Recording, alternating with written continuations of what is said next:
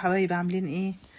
ان شاء الله انا هعمل لكم النهارده الفته البيتي الجميله اللي هي من الزمن الجميل. وان شاء الله كده هنبدا مع بعض. اول حاجه هنعملها هنسلق اللحمه بتاعتنا الاول. هنحط معلقه سمنه كده في الحله وننزل عليها اللحمه ونسيبها تتشوح فيها شويه.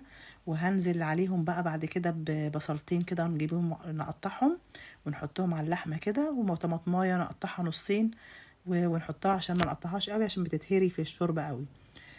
بعد كده هنزل بالبهارات بتاعه اللحمه بقى اللي هي ايه، عباره عن نص معلقه فلفل، حوالي 5 أو 6 فصوص حبهان، وورق لورا.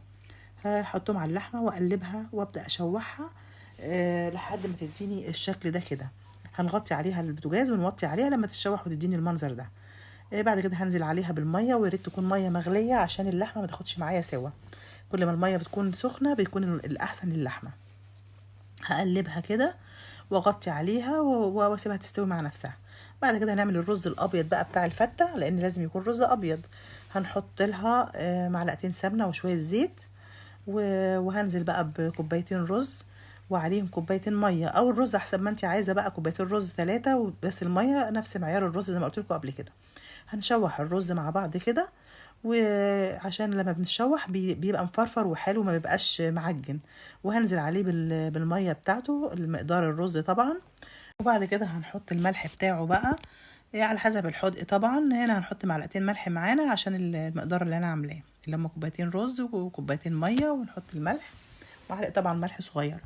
هنقلبه بقى ونغطي عليه، واول ما يغلي معانا كده وتشرب الميه هوطي عليه البوتاجاز لحد ما يبقى بالمنظر ده.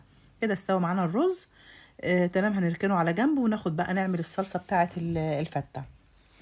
هجيب معايا معلقتين سمنه بلدي، طبعا الفته بتحب السمنه البلدي الفلاح الجميله.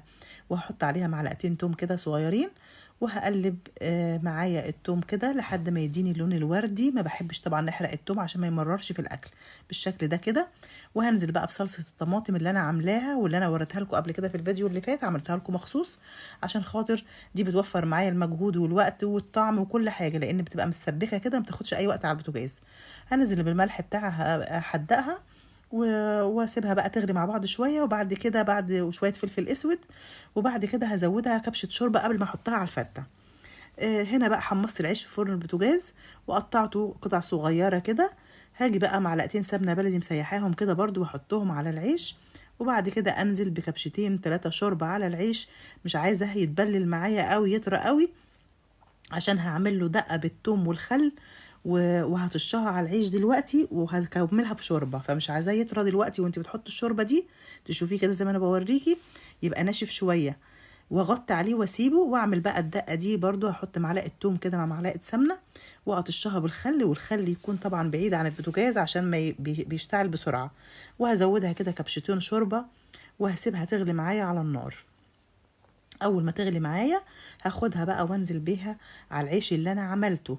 وانا بحطها كده اشوف العيش بقى طراوته ايه. ممكن ما تاخدش الكميه كلها بتاعه الشوربه دي عشان ما يبقاش طري قوي ومعجن معايا.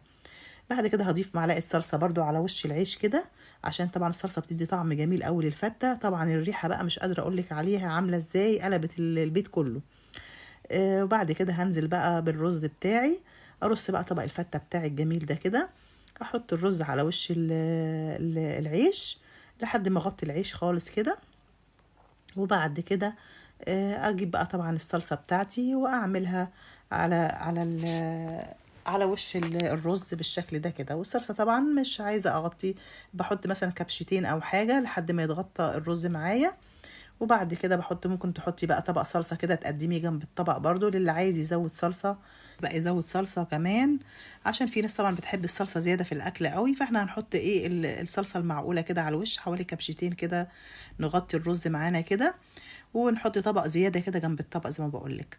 وبعد كده بقى هنكون حمرنا اللحمة بتاعتنا، نحط جزء من اللحمة كده على وش الفتة عشان يديها شكل حلو، ونحط الباقي طبعا في طبق التقديم عادي. وكده ده طبعا الشكل النهائي للطبق بتاعنا. يا رب ينول اعجابكم كده وتاكلوه بالهنا والشفا ان شاء الله.